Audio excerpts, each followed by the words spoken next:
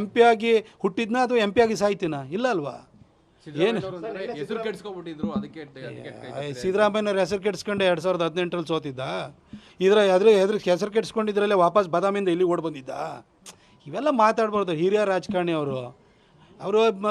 ಅವ್ರ ಬಗ್ಗೆನ ನನಗೆ ಹೇಳ್ತಾ ಹೋಗ್ಲ ಹಾಗಾದರೆ? ಅವ್ರ ಚುನಾವಣೆಯಲ್ಲಿ ಎಷ್ಟು ಚುನಾವಣೆಯಲ್ಲಿ ಸೋತಿದ್ದಾರೆ? ನನಗೆ ಬಿಡಿ, ಟಿಕೆಟ್ ಕೊಟ್ಟು ಹೆಸರು ಕೆಡಿಸ್ಕೊಂಡ್ರೆ ಟಿಕೆಟ್ ಕೊಟ್ಟಾದ್ಮೇಲೆ ಗೆಲ್ತೀನ ಸೋಲ್ತೀನ ಅದ್ರ ಮೇಲೆ ನಿಂತಾಗುತ್ತೆ.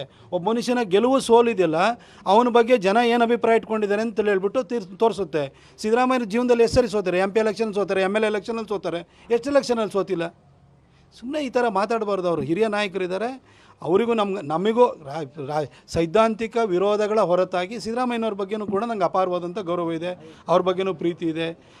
ಅವ್ರಿಗೂ ನಾನು ಮೈಸೂರಿನ ಒಬ್ಬ ನಾಗರಿಕನಾಗಿ ನಾನು ಅವ್ರ ಬಗ್ಗೆ ನಮ್ಮ ಭಾಗದ ಮುಖ್ಯಮಂತ್ರಿ ಅಂತ ಅವ್ರ ಬಗ್ಗೆನೂ ನಂಗೆ ಅಭಿಮಾನ ಇದೆ. ಆದರೆ ಅವ್ರು ಆ ಥರ ಎಲ್ಲ ಮಾತಾಡಬಾರ್ದು.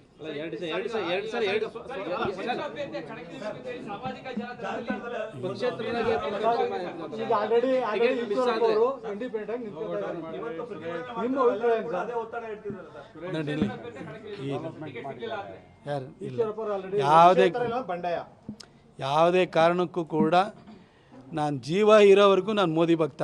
ನಾನು ಮೋದಿಜಿಯವ್ರನ್ನ ಬಿಟ್ಟು ಅವ್ರ ಹೆಸರು ಹೇಳ್ಕೊಳ್ಳೋದಲ್ಲ. ನಾನು ಯಾವ ಕ್ಷೇತ್ರದಲ್ಲಿ ನನ್ನನ್ನು ಏನೇ ಮಾಡ್ತೀನಿ ಅಂದ್ರೂ ಕೂಡ ನಾನು ಹೊರಗಡೆ ಹೋಗಲ್ಲ.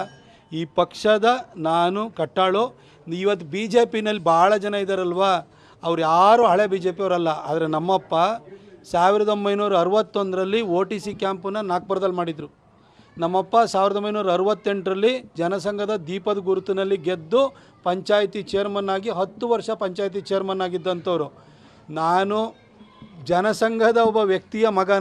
ನಾನು ಈ ಪಕ್ಷನ ಬಿಟ್ಟು ಹೋಗೋದು, ಸ್ವತಂತ್ರವಾಗಿ ನಿಲ್ಲೋದು ಈ ಪ್ರಶ್ನೆಗಳೇ ಬರಲ್ಲ. ನಾನು ಸಾಯೋವರೆಗೂ ಮೋದಿ ಭಕ್ತ.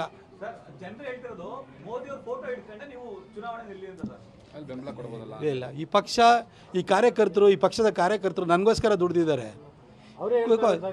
ಇರಲಿ, ನಾ ಹೇಳಿದ್ನಲ್ವಾ, ಸಾಯೋವರೆಗೂ ನಮ್ಮ ಮೋದಿ ಭಕ್ತ, ಸಾಯೋವರೆಗೂ ನಾನು BJP